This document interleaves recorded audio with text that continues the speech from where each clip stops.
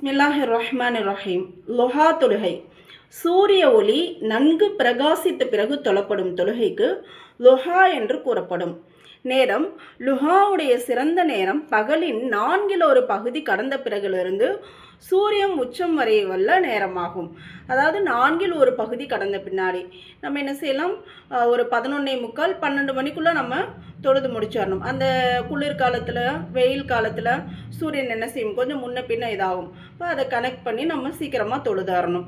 11:30 maximum 11:30க்குள்ளே நம்ம தொழுதரலாம். இல்லைன்னா 11:45 12 மணிக்குள்ளே தொழுது முடிச்சிடணும். சிறப்பு. லுஹா தொழுகையின் சிறப்புகள் பற்றி பல்வேறு ஹதீஸ்களில் கூறப்பட்டுள்ளன. அவற்றில் 3 ஹதீஸ்கள் தரப்படுகின்றன. பிஸ்மில்லாஹிர் ரஹ்மானிர் ரஹீம். ஹஸ்ரத் புரைதா ரலியல்லாஹு அன்ஹு அவர்கள் கூறுகிறார்கள், மனிதனின் உடலில் 360 இணைப்புகள் உள்ளன. அவன் அந்த 360 பாக்கியங்களில் ஒவ்வொன்றின் ஆரோக்கியத்திற்கும் நன்றி செலுத்தும் பொருட்டு ஒரு தர்மம் செய்வது மிக அவசியமாகும் என நபி ஸல்லல்லாஹு அலைஹி வஸல்லம் அவர்கள் கூறினார்கள். அதற்கு சஹாபிகள், யா ரசூலுல்லாஹ், இத்தனை தர்மங்களை யாரால் செய்ய முடியும் என கேட்டனர். ஒரு நாளில் 360 தர்மம் செய்வது அப்படின்றது செல்வந்தர்களால் கூட முடியுமா தெரியல. அதற்கு நபி அவர்கள் மஸ்ஜிதில் துப்பப்பட்டுள்ள எச்சிலை சுத்தம் செய்வதும் தர்மமாகும் சொல்கிறாங்க. பாதையில் கிடக்கும் சிரமம் தரும் பொருட்களை அகற்றுவதும் தர்மமாகும். அப்படி இதற்கும் வாய்ப்பு கிடைக்கவில்லை எனில் 2 ரகாத் லுஹா தொழுவது இந்த அனைத்து தர்மத்திற்கும் பகரமாக ஆகிவிடும். சுபஹானல்லாஹ். இப்போ நம்ம 2 ரகாத் லுஹாவுடைய நஃபில் அந்த நம்முடைய உடலினுடைய அத்தனை இணைப்புகள் 360 இணைப்புகளுக்கும் சமமாக ஆகிறது.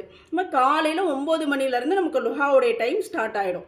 நம்ம 9 மணிலேருந்து 12 மணி வரைக்கும் நம்ம என்ன செய்யலாம், தொழுதுக்கெல்லாம் வாய்ப்பு கிடைக்கும் பொழுது நபி ஸல்லல்லாஹு அலைஹி வஸல்லம் அவர்கள் அருளினார்கள், எவர் லுஹாவின் 2 ரகாத்துகள் தொழுவதை வளமையாக்கி கொள்கின்றாரோ அவருடைய அனைத்து பாவங்களும் மன்னிக்கப்பட்டு விடுகின்றன.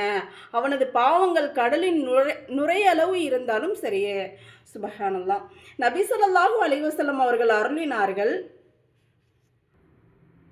எவர் லுஹாவின் 2 ரகாத்துகளை தொழுகிறாரோ அவர் அல்லாஹுவை வணங்காமல் இருக்கும் மறதியாளர்களின் கூட்டத்தில் கணக்கிடப்பட மாட்டார்.